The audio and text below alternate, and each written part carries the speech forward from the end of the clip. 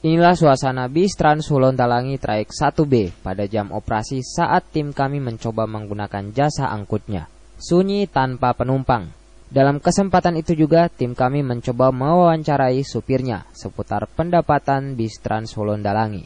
Berdasarkan keterangan dari supir bis Trans Hulontalangi yang dulunya berprofesi sebagai supir angkutan umum ini, pendapatan bis Trans Hulontalangi setiap harinya rata-rata hanya mencapai 60.000 hingga 150.000 saja, yang jika diakumulasikan dalam sebulan rata-rata pendapatan bis hanya mencapai kurang lebih Rp4.500.000, yang nominalnya tidak seberapa dengan gaji supir setiap bis yang mencapai Rp3 juta, ditambah lagi dengan biaya perawatan bus.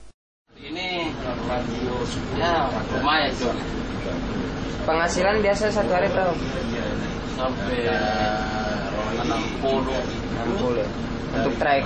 Trayek cuma 1B, kalau itu yang 2B itu sampai 100 lebih. Untuk mengetahui tentang sistem pembiayaan bis Trans Hulontalangi secara lengkap, tim kami mencoba untuk mewawancarai Kepala Dinas Perhubungan dan Infokom Kota Gorontalo, Adrian Sinyal. Namun pada saat itu dirinya yang sedang berada di ruangan kepala dinas tidak bisa menemui kami karena dalam keadaan sakit. Untuk itu tim kami dianjurkan untuk menemui Eta Mantatu, Kepala Bidang Sarana dan Prasarana. Dalam proses wawancara dengan tim Civica TV, Eta Mantatu mengatakan bahwa pengoperasian bis Hulontalangi telah melalui proses pengkajian terlebih dahulu oleh Profesor Munawar, ahli transportasi dari Universitas Gadjah Mada. Eta juga mengatakan dalam pengoperasian bis ini pihaknya lebih memfokuskan pada pelayanan transportasi masyarakat, walaupun dari segi ekonomi bis tersebut belum bisa menghasilkan untuk pendapatan daerah.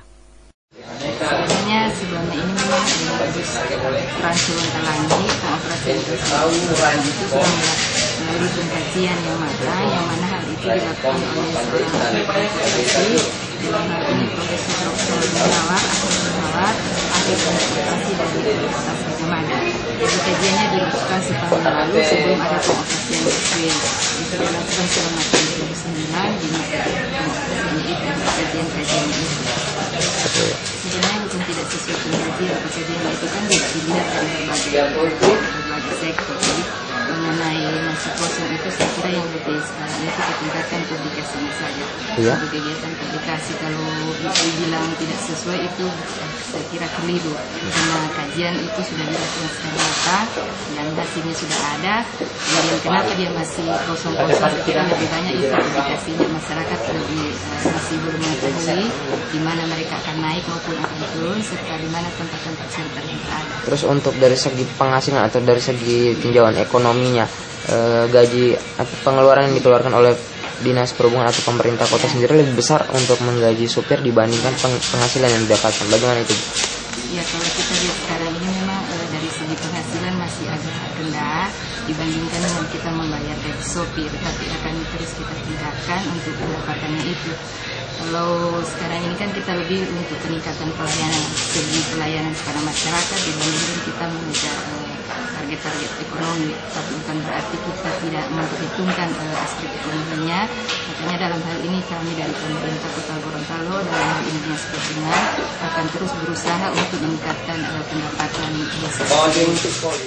Eta menambahkan agar bis tersebut bisa beroperasi lebih maksimal, pihaknya akan lebih mensosialisasikan kepada masyarakat tentang tujuan dioperasikannya bis tersebut.